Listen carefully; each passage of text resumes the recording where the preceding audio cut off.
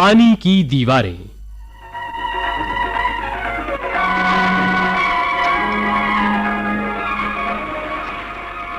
आओ, मेरे पास आओ, मैं तुम्हें स्वर्ग का सुख दूंगा।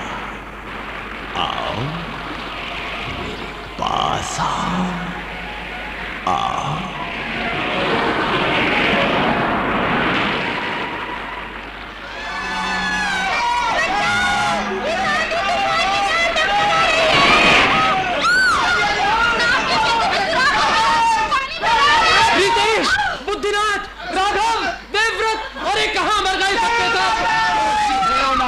क्या बात है? अरे ऊपर जाकर बात को समेटो, वरना नाव उलट जाएगी। बाकी लोग कहाँ हैं? पानी नाव के अंदर आ रहा है, सब पानी उड़ीचने में लगे। मैं पतवार चलाऊं या क्या करूं? मेरे पाँव में चोट लग गई है। पतवार तो अंदर जाकर बांध को ये लो पतवार, लेकिन जोर से पकड़े रहना, जोर से। आधी लहरें नाव को उन पहाड़ी चट्टानों की तरफ ले जा रही हैं।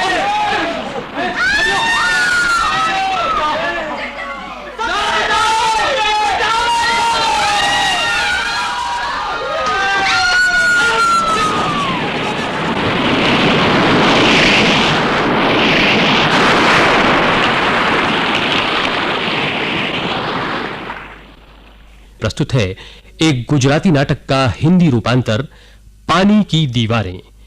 इसके मूल गुजराती लेखक और हिंदी रूपांतरकार हैं श्री A.F. शेठ, संपादक श्री चिरंजीत। आप कल्पना कीजिए उन 5 युवकों और 2 युवतियों की हालत की जो आधुनिक सभ्यता वाले अपने नगर से निकले थे दूर समुद्र में पिकनिक और नौका विहार के लिए। दुर्भाग्यवश उनकी नावें समुद्री तूफान में फंसकर और चट्टानों से टकराकर टुकड़े टुकड़े हो गईं और वे सातों बड़ी मुश्किल से जाने बचाकर पहुंचे एक ऐसे अज्ञात और उजड़े टापू में जहां न कोई इंसान है न इंसान की जात। कंदमूल के सिवा वहां पेट भरने के लिए कुछ नहीं। अगर वे नई नाव बना सकें तो वे तूफानी समुद्र में घिरे इस टापू से बचकर निकल सकते हैं और अपने नगर पहुंच सकते हैं। इसीलिए 5 युवक वृक्षों की लकड़ी काटकर चीरकर नई नाव बनाने में लगे हुए हैं।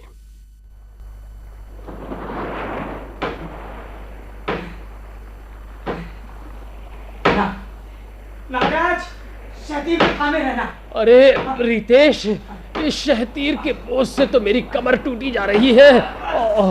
बस बस, छोड़ दो नागराज, शहतीर ठीक बैठ गया। मैं नहीं चाहता कि हमारी इस नई नाव का पैंदा कमजोर रहे। भयानक समुद्र से घिरे इस उजड़े टापू से हमारी मुक्ति इस नाव पर ही निर्भर है। सो तो है, लेकिन सच कहूं इतना वजन तो मैंने जिंदगी में कभी नहीं उठाया था। बस इतने में थक गए नागराज।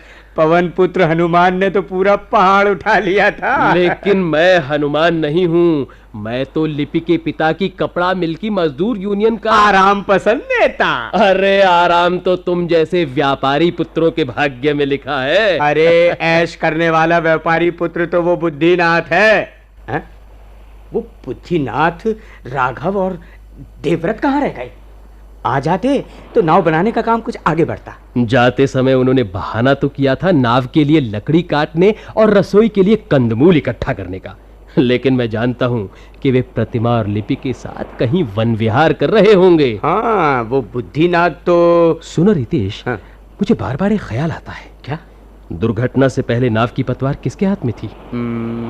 हाँ, मुझे कुछ ऐसा याद आ रहा है कि वो जमींदार का लौंडा देवव्रत पतवार संभाले हुए था। हाँ, पतवार देवव्रत के हाथ में ही थी। वही हमारा भाग्य विधाता था। नागराज, तुम कहना क्या चाहते हो? जब तूफान आया तो पतवार मैं चला रहा था। अचानक देवव्रत आया, उसने मुझे तो बादबान समेटने के लिए ऊपर भेज दिया और खुद पतवार संभाल कर बैठ गया। थोड़ी ही देर बाद हमारी नाव इस टापू की चट्टानों से टकराकर टूट गई और हम। तो नागराज, तुम कहना चाहते हो कि देवव्रत ने जानबूझकर नाव चट्टानों से टकरा दी? हाँ। लेकिन क्यों? उस तूफान में नाव के टकराने और टूटने से उसकी जान को भी तो उतना ही खतरा था जितना बाकी हम सबकी जानों को। रितेश, मेरा यह शक बेबुनियाद भी हो सकता है, लेकिन लिपि को पाने के लिए वो। नहीं, मुझे तो शक बुद्धिनाथ की नीच तबर है। वो प्रतिमा को पाने के लिए मुझसे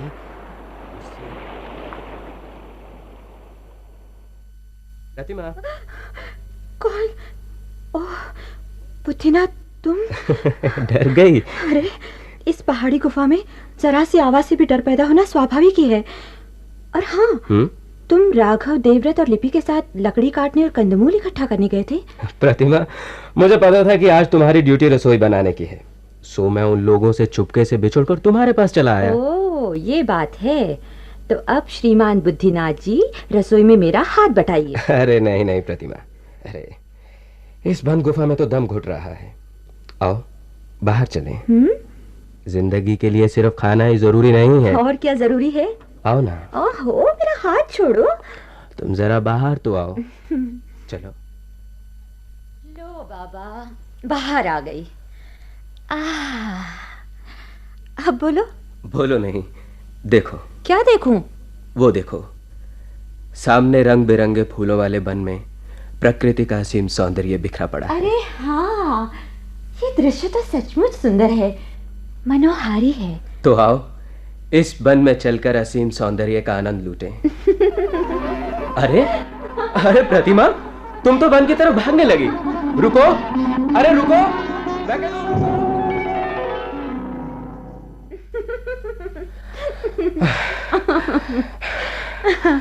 ओ प्रतिमा, तुम तो ऐसी तेज भागी कि जैसे कोई सोनमृग हो।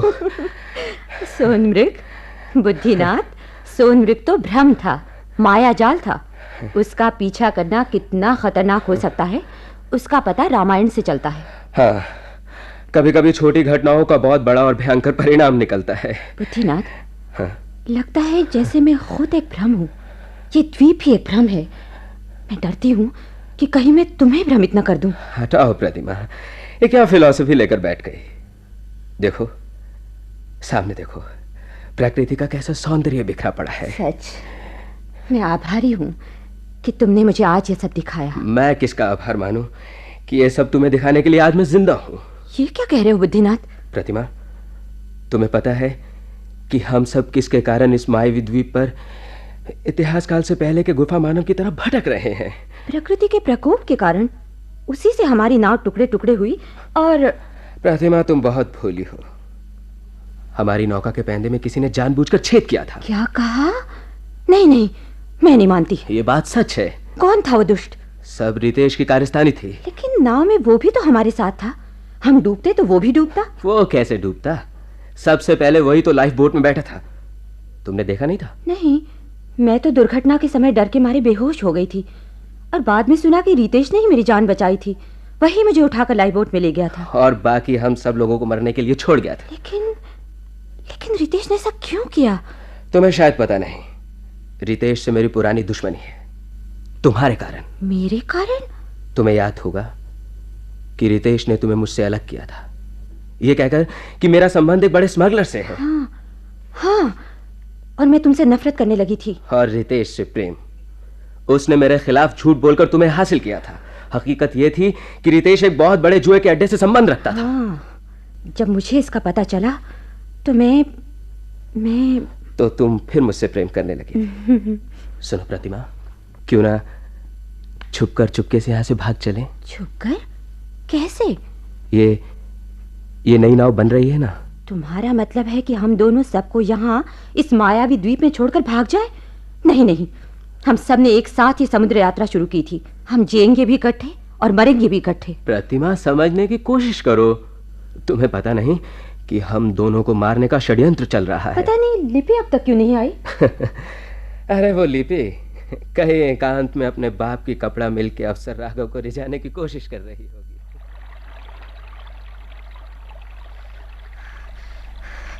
रुको रुको राघव, जरा देर इस झरने के पास बैठो ना।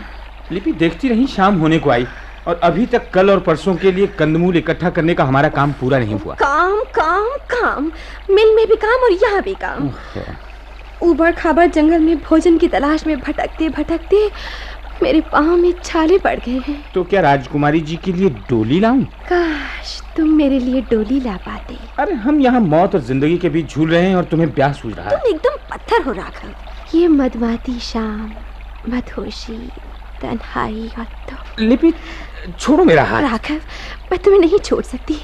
मुझे सहारा चाहिए, रक्षक चाहिए। मुझे डर है कि मुझे कहीं इसी टापू पर खत्म न कर दिया जाए। क्या कह रही हो लिपि? मैं ठीक कह रही हूँ राघव। मेरे पीछे 2 भेड़िए लगे हुए हैं। भेड़िए? हाँ, हमारी मिल के मजदूरों की यूनियन का लीडर नागराज और जमींदार का बेटा देवव्रत है। हाँ, याद आया। मिल में जब हड़ताल हुई थी तो नागराज ने तुम्हारा अपहरण किया था। उस समय यदि तुम मेरी मदद को न पहुंचाते तो वो मेरी इज्जत लूटकर मुझे बर्बाद कर देता। और तभी से मैंने तुम्हें अपने मन मंदिर का देवता बना लिया था। लेकिन लिपि, मैं तो... और हाँ, वो देवव्रत? मैं अपने बाप की इकलौती लड़की हूँ ना। वो देवव्रत मुझसे शादी करके मिल हथियाना चाहता है। कोई बात नहीं, नई नाव तैयार हुई समझो।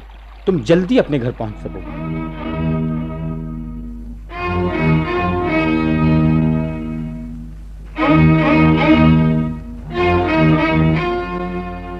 प्रतिमा, तुम चुप क्यों हो? होगी किसी के ख्यालों में गुम। देवव्रत, बताऊं प्रतिमा किसके ख्यालों में है? उफ, नागराज, ज्यादा अकल न बखारो। राघव कहाँ चला गया? राघव तो गया होगा वानर सेना लेकर लंका जीतने। अच्छा, तो प्रतिमा तुम राघव के ख्यालों में खोई हुई थी। जो बात मैं कहने जा रही हूँ उसके साथ न जाने क्यों मुझे लगता है जैसे कि राघव का संबंध हो। कोई भेद भ्रम की बात है? मैंने एक सपना देखा था। कैसा सपना? बुद्धिनाथ, ये तय है कि प्रतिमा ने सपने में तुम्हें तो नहीं देखा। तो रितेश, क्या तुम समझते हो कि तुम प्रतिमा के सपनों के राजा हो? तुम जिस भ्रम में हो। अरे अरे अरे, बुद्धिनाथ, रितेश, तुम दोनों को क्या हो गया है? आखिर क्यों बिना बात के एक दूसरे को नोचने पर उतारू हो जाते हो? जिस तरह देवव्रत और नागराज तुम्हें नोचने को तत्पर रहते हैं। Shut up. अच्छा प्रतिमा, बताओ तुमने सपने में क्या देखा? मैंने एक अमर फल देखा। अमर फल? तो फिर प्रतिमा तुमने अमर फल खा लिया? हाँ प्रतिमा, फिर क्या हुआ? मुझे ऐसा लगा कि वो विष फल है। Oh my God! प्रतिमा, तुमने वो विष फल खाया तो नहीं? खाने ही जा रही थी कि क्या हुआ? कोई मुझसे वो फल छीनकर भाग गया। कौन था वो? अरे देखो देखो देखो, राघव बेतहाशा दौड़ता हुआ इधर आ रहा है। मगर वो इतना परेशान क्यों दिखाई दे रहा है? राघव, क्या बात है? साथियों, साथियों, सब खत्म, सब खत्म। क्या खत्म हो गया? क्या खत्म? हम जो नई नाव तैयार कर रहे थे, उसे किसी ने टुकड़े टुकड़े कर दिया। क्या? नहीं, ये नहीं कर सकता। हमारी इतने दिनों की मेहनत बेकार गई। ये शरारत किसने की? बताओ। अमर फल आखिर हाथ से चला ही गया। मेरा सपना सच निकला। हमारी उम्मीदों पर पानी फिर गया। हमें वहां जाकर देखना चाहिए। चलो चलो चलो।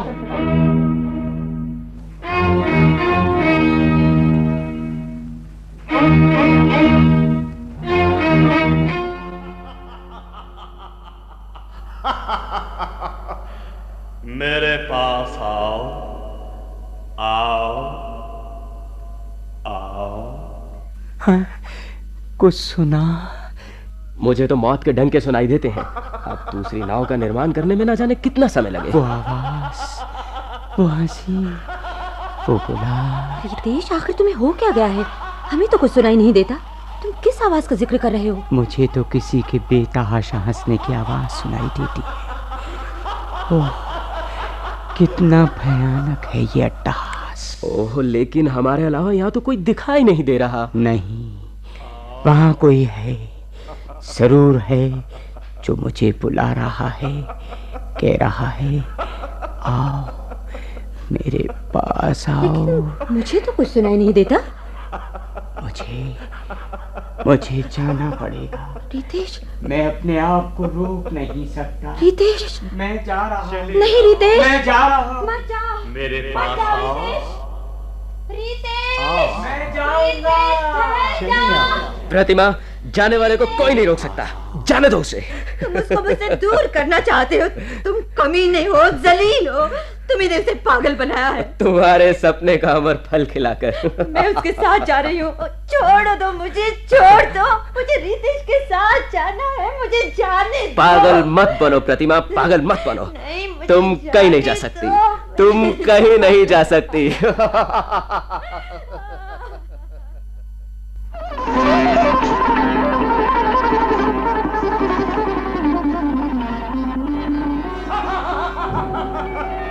आओ, मुझे तुम दिखाई नहीं दे रहे। तुम्हें सब दिखाई देगा।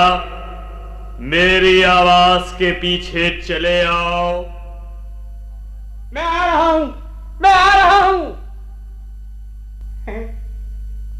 इस उजाड़ बेयाबान टापू में इतना अच्छा रास्ता किसने बनाया है? और ये बगीचा, ओह, इतने सुंदर फूल मैंने जिंदगी में कभी नहीं देखे। ये फव्वारे और सौंदर्य की प्रतिमाएं हैं। ये क्या? संगमरमर का हीरे मोतियों से जड़ा हुआ शानदार महल। इस वीराने टापू में महल अद्भुत, अद्भुत, अद्वितीय है। यही मेरा महल है, मैं इसी में रहता हूं। कौन हो तुम? देखो, इस सिंहासन की ओर देखो। ओह, तुम तो कोई दिव्य सम्राट जैसे दिखते हो। तुम्हारे नेत्रों का तेज असह्य है। तुम्हारी मुख पर अद्भुत प्रभामंडल है। अरे पागल, मुझे ही क्यों देखता है? यहाँ और बहुत सी चीजें भी देखने लायक हैं। मणिरत्नों की जगमगाहट से तुम्हारी आंखें चौंधिया रही हैं। जरा उन सौंदर्य प्रतिभाओं को देखो। ये क्या? ये मूर्तियां सजीव होकर नाचने लगी। अच्छी तरह देखो, ये मूर्तियां नहीं, जीती जागती सुंदरियां हैं। अद्भुत, अद्भुत, ऐसी सुंदरियां मैंने आज तक नहीं देखी है। ये मादक मोहक सौंदर्य अनुपम। बहुत खूब, सौंदर्य परखने की दृष्टि है तुम्हारे पास, लेकिन नादान, जिसे तुम अनुपम सुंदरियां कहते हो, वो तो मेरी सेविकाएं हैं। मैं इस द्वीप का सम्राट हूं, सर्वशक्तिमान सम्राट। तुम मेरी सेविकाएं देखकर चकरा गए। मेरी प्रेमिकाएं देखकर न जाने तुम्हारी क्या दशा होगी। आओ, आओ।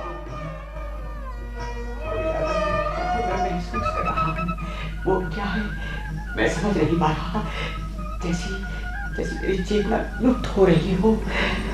आओ, यहाँ आओ। ये मेरा शयन कक्ष है। ओह, कितना खूबसूरत है ये कमरा। आओ, बैठो इधर, यहाँ। कितना सुखद वातावरण है। मन करता है सारा जीवन यहीं बीत जाए। ऐसे ही होगा। लो, ये पियो। हैं? ये क्या है? अमृत। अमृत?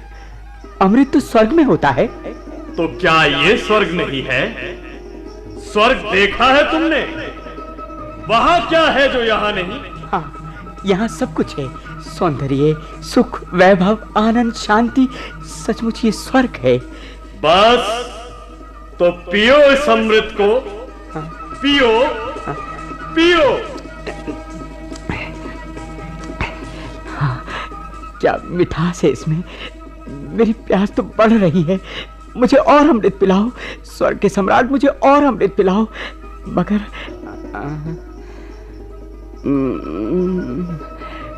मुझे नींद आ रही है। मेरी नस नस में खुमार सा छाता जा रहा है। मुझे नींद आ रही है।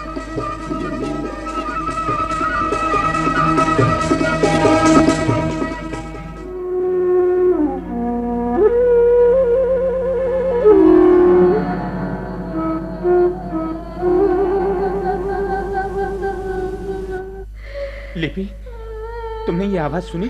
कौन सी आवाज मेरे प्यारे राघव? किसी स्त्री के रोने की आवाज। अरे, यहाँ तो अकेली स्त्री मैं ही हूँ और मैं हंस रही हूँ। नहीं, वो रो रही है।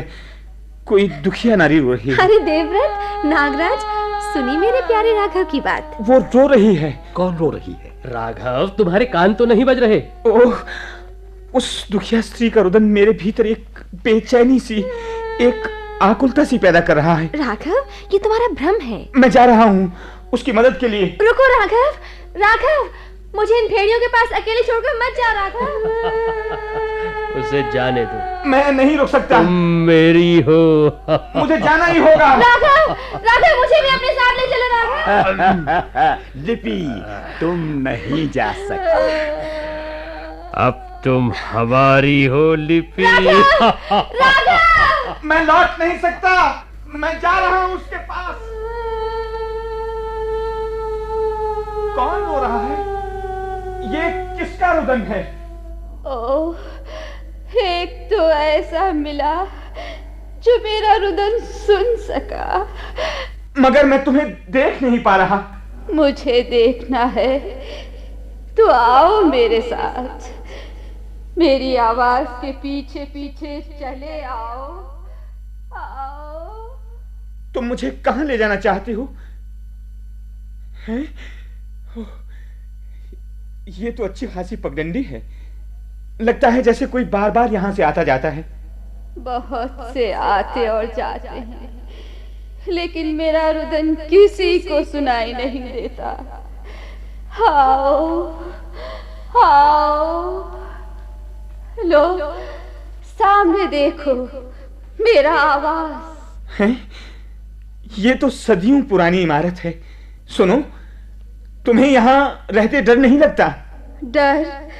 डर तो उसे लगता है जो अपनी मर्जी से रहता हो। क्या मतलब? मुझे यहाँ कैद किया गया है। कैद? किसने कैद किया है? तुम सब ने मुझे बंदी बनाया है। नहीं नहीं, मैंने तो ऐसा कुछ नहीं किया। तुम कौन हो? कहाँ हो? मुझे तो तुम दिखाई नहीं दे रही। मुझे तो वही देख सकेगा जो मुझे मुक्ति दिलाएगा। तुम मुझे इस कैद से मुक्त कर सकोगे? हाँ, मैं तुम्हें मुक्त करूंगा। कहो, वो कौन आतताई है जिसने तुम्हें कैद किया है? कौन है वो? इस मायावी द्वीप का दुष्ट सम्राट। मायावी द्वीप का दुष्ट सम्राट? हाँ, जिसने तुम्हारे सब साथियों को मोहजाल में फंसाया है। कहाँ है मेरे साथी? सुनो, सुनो राघव, सुनो, ये आवाजें सुनो। आओ, मेरे पास आओ। मैं आ रहा हूँ। स्वर्ग का सुख भोगने के लिए मेरे पास आओ। सम्राट, मैं आ रहा हूँ। आओ, ऐश करने के लिए आओ। मैं आ रहा हूँ सम्राट, आ रहा हूँ। देखो राघव, वे सब उस दुष्ट के महल में पहुंच चुके हैं। उसके पास मोहन मंत्र है। वो तुम सबको अपना असहाय गुलाम बना देगा। नहीं नहीं, हम तो नई नाव बनाकर अपनी यात्रा पर चल देंगे। लेकिन वो दुष्ट तुम लोगों को अपने चंगुल से छूटने नहीं देगा। बताओ, तुम्हारी नौका को किसने चूर चूर किया था? उसी दुष्ट ने। हैं?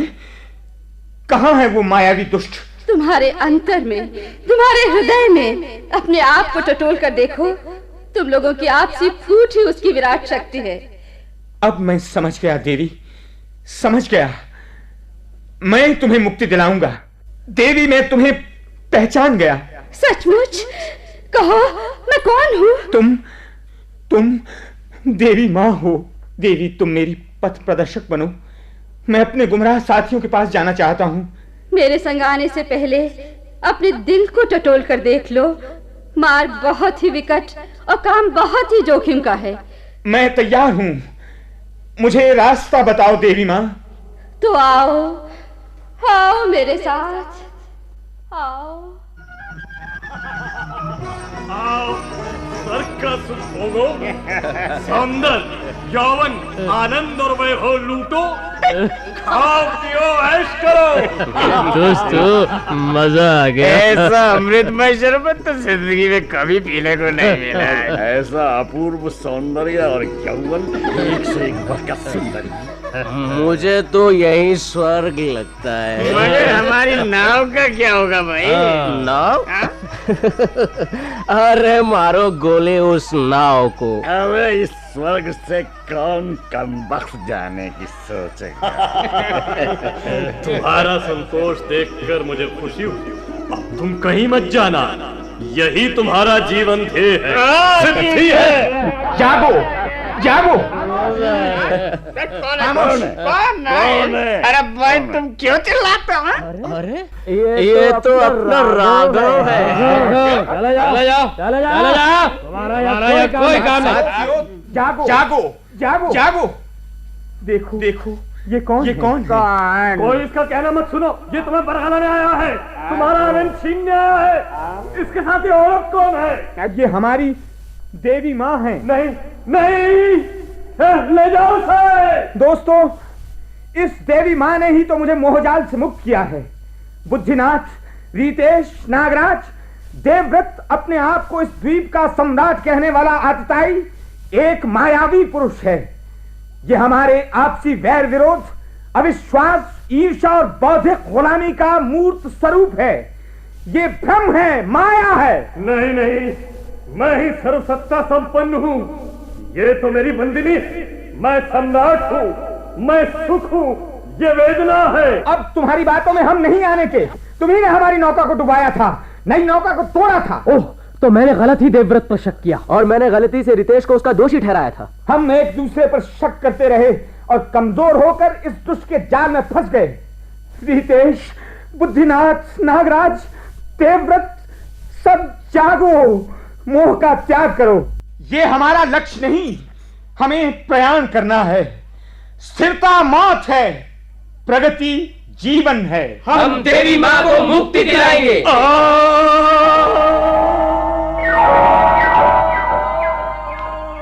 अरे देखो देखो, वो मायावी आकार विलीन हो रहा है। ये तो दैवी चमत्कार है। ये इस बात का सबूत है कि हमारा आपसी अविश्वास खत्म हो रहा है। अरे वो मायावी आकार तो बिल्कुल विलीन हो गया।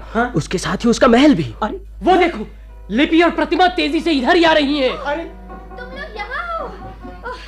हम तो तुम लोगों को ढूंढ रही थी। हमने तो सारा जंगल छान मारा, मगर तुम सब इस तरह विमूढ़ बनकर क्यों खड़े हो? हमें सत्य के दर्शन हुए हैं, देवी माँ के। सत्य? देवी माँ, हम सब एक हैं। अब हमें एक होकर अपनी यात्रा का आरंभ करना है। हम पुनः नाव बनाएंगे। हम सब एक हैं, हम एक हैं।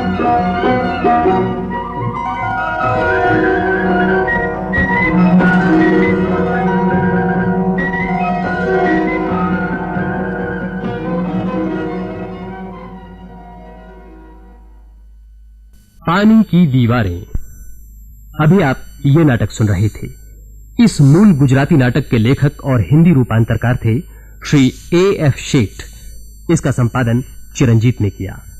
निर्देशक थे दीनानाथ, सहायक सुदर्शन कुमार और कृष्ण कुमार नरूला। भाग लेने वाले कलाकार थे सर्वश्री मनोहर सिंह, राजगुप्त राजीव, अरुण माथुर, चांद नारायण सक्सेना, रवि खोसला, राम अवतार शर्मा, मीना विलियम्स, शर्मिला मलकानी और उत्तरा बावकर। यह कार्यक्रम केंद्रीय नाटक एकांश द्वारा आकाशवाणी के दिल्ली केंद्र पर तैयार किया गया।